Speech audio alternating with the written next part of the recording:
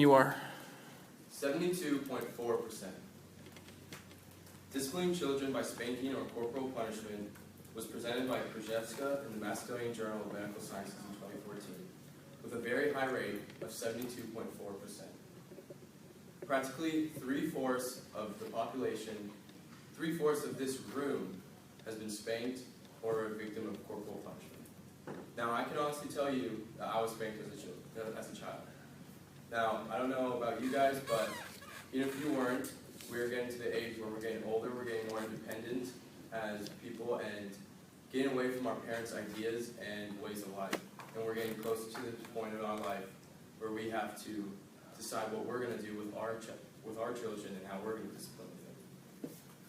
Now, Adrian Peterson claims that he is the man he is today because his dad hit him. However, many others argue that what Peterson did to his son was child abuse and should not be allowed in today's society. Now today, I have researched Adrian Peterson's case and his personal statements that he's made, and I also have read multiple journals on the psychological studies on corporal punishment and spanking. Now today I'll be talking about the details of Adrian Peterson's case, the public image of Peterson and the consequences he is experiencing, and lastly, the laws of child discipline and what it means in today's society. So, Steve DiMatteo, who was a contributor to SB Nation, has a timeline of Peterson's case.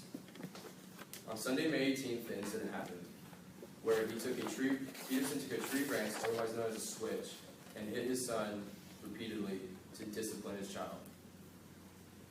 His mother found bruises on him and took him to the doctor, and the doctor saw the bruises connected with child abuse. Peterson testified, and the grand jury did not indict him on August 21st. A week later, the grand jury changed their mind and did indict him. Because of this, Peterson turned himself in and bailed out with $15,000.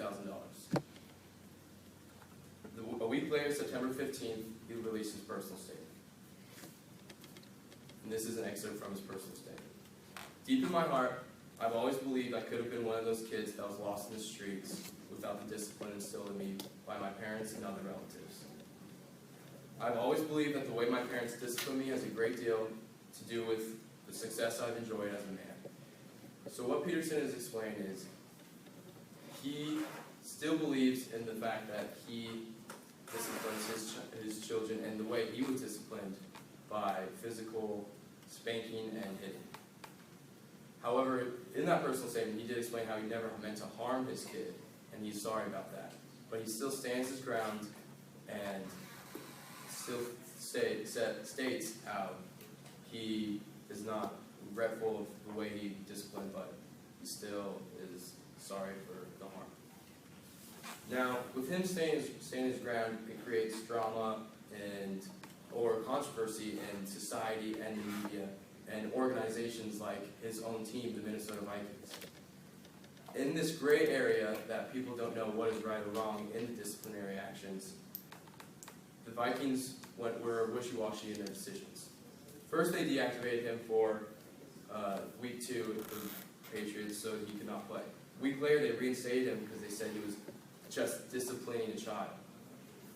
Then Radisson suspends their sponsorship with the Vikings, and the Minnesota governor gives out a statement saying his actions are a public embarrassment and is suggested to be suspended. Anheuser-Busch and multiple other corporate sponsors voiced their concern or take action on taking away their sponsorships. Because of all this, all the bad media and publicity, the Vikings placed Peterson on an exempt/commissioner's permissions list, which means he cannot partake in any team activities until the situation is dealt with. Nike and Kestrel suspend sponsorships with Adrian Peterson, and now Adrian Peterson is pushing for an accelerated trial date so he can play at the end of the season. Now, with the case still unfolding, it sparks a debate in society whether what is okay and what is crossing the line with disciplining a child. And it brings up, does corporal punishment actually work? First, I'll explain to you what corporal punishment actually is. Yankovic, in 2000, gives out a definition of slaps on the hand or leg, spanking on the buttocks, pinching, shaking, hitting buttocks with belt or paddle, and or slapping in the face. Now, in another study of Yankovic, 61% of parents view spanking as acceptable. But that is a huge decrease from the late 1960s, from a study of Strauss and Nadler in 1996, saying that 94% of parents view spanking as acceptable. Now, that's a 30% decrease in that many years. And that just shows how much more strict society is becoming with the concept of spanking and hitting your child. Now, that's with society and parents, but how does law enforcement deal with this? Montgomery County Assistant Secretary Phil Grant, who dealt with Adrian Peterson's case, says, obviously parents are entitled to discipline their children as they see fit, except for when that discipline exceeds what the community would say is reasonable. And so a grand jury, having indicated this case, Adrian Peterson's, looked at the injury that were inflicted upon his child and determined that the discipline was not reasonable. This is saying they saw the pictures of Adrian Peterson's son and decided it was not reasonable. This is saying it's case to case. There's no objective reasoning for this. It just has to do with what is in this certain case. Now, I talked about the details of the Peterson case and how he stood his ground. And then I talked about how that affected other society and the organization of the Vikings and how they dealt with the gray area. And then I talked about what corporal punishment is and how law enforcement deals with this stuff. Now, I know